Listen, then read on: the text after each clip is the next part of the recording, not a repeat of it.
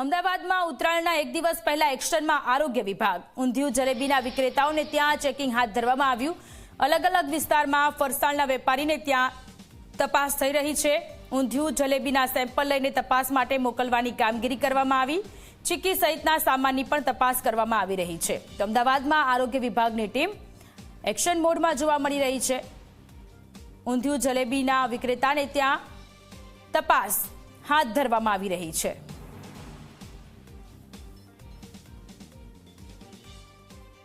આવતીકાલે ઉત્તરાયણનો તહેવાર છે ને તે બાદ વાસી ઉત્તરાયણનો પણ આ બંને તહેવારે ગુજરાતીઓને ખાસ કરીને અમદાવાદમાં ઊંધિયું અને જલેબીની જે જયાફત માણવાની આખી પરંપરા છે તેને ધ્યાનમાં રાખીને અમદાવાદ મ્યુનિસિપલ કોર્પોરેશનનું જે ફૂડ વિભાગ છે તે સક્રિય થયું છે, જે અંતર્ગત શહેરના જુદા જુદા વિસ્તારોમાં એએમસીની વિવિધ ટીમો બનાવીને ઊંધિયું જલેબી ઉપરાંત લીલવાની કચોરીને આ ઉપરાંત જે કંઈ ફરસાણ બનતું હોય તેની ચકાસણી હાથ ધરવામાં આવી રહી છે। જે પ્રમાણે આપ જોઈ શકો છો, હાલમાં ફૂડ સેફ્ટી ઓફિસર પોતે જ જે જલેબીનું સેમ્પલ તેમને લીધું છે અને તેમની પાસે વિશેષ કીટ છે જેના થકી આ જલેબીની બનાવટમાં કોઈ ભેળસેળ છે કે કેમ, અન્ય કોઈ બિન આરોગ્યપ્રદ વસ્તુ અથવા તો પ્રતિબંધિત વસ્તુઓનો ઉપયોગ કરવામાં આવ્યો છે કે કેમ તે સ્પષ્ટ થઈ જાય છે। આપણે તેમની સાથે વાત કરીશું। મહેન્દ્રભાઈ, અત્યાર સુધી આપણે સેમ્પલ લેતા હતા, આજે જોવા મળી રહ્યું છે કે ઓન ધી સ્પોટ આપણે ટેસ્ટિંગ કરી છે। અગાઉની પદ્ધતિ અને આ આખી વિશેષ કીટમાં શું ફરક છે?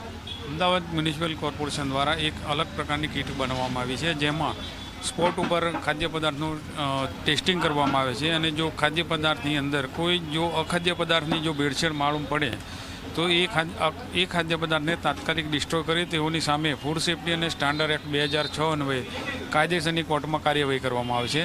હાલમાં અમે આ જલેબીનો નમૂનો લઈ અને સ્પોટ ઉપર ટેસ્ટિંગ કરવામાં આવી રહ્યું છે, જેમાં અખાદ્ય કલર જો ઉમેરવામાં આવેલ હોય તો એનો ટેસ્ટિંગ અહીં સ્પોટ ઉપર થઈ જાય છે અને એ આપણને જો પોઝિટિવ માલુમ પડે તો આ જે ખાદ્ય પદાર્થ છે એનો તાત્કાલિક સ્પોટ ઉપર નાશ કરીએ તેઓની સામે ફૂડ સેફ્ટી એક્ટ અન્વયે કાર્યવાહી કરવામાં આવે છે।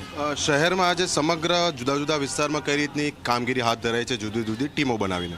હાલમાં અમદાવાદ શહેરમાં ઉત્તરાયણનો પર્વ પૂરજોશમાં ઉજવતા હોય છે, તો પબ્લિકને સારી ગુણવત્તાવાળો ખાદ્ય પદાર્થ મળી રહે તે માટે અમદાવાદ શહેરમાં અલગ અલગ વિસ્તારોમાં અલગ અલગ ટીમો બનાવી અને હાલમાં ચેકિંગ હાથ ધરાઈ રહ્યું છે, જેમાં આ રેપિડ કિટનો પણ ઉપયોગ કરવામાં આવે છે, જેના કારણે શું છે પબ્લિકને શુદ્ધ ગુણવત્તાવાળો ખાદ્ય પદાર્થ મળી રહે।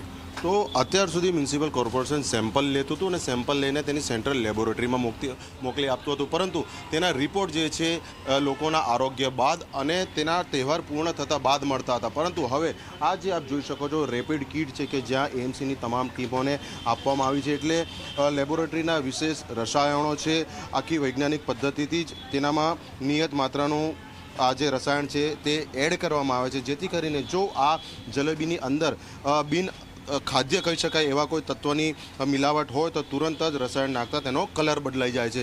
એટલે આ રીતે શહેરમાં તાત્કાલિક રિપોર્ટ મળી જાય, જેથી કરીને લોકો ખરીદે તે પહેલાં જ વસ્તુ ખાવા લાયક છે કે નહીં તે ખબર પડી જાય, તે હેતુથી એએમસી સમગ્ર શહેરમાં સામૂહિક કામગીરી શરૂ કરી છે। કેમેરા પર્સન SP શર્મા સાથે અર્પણ કાયદાવાલા, ઝી મીડિયા, અમદાવાદ।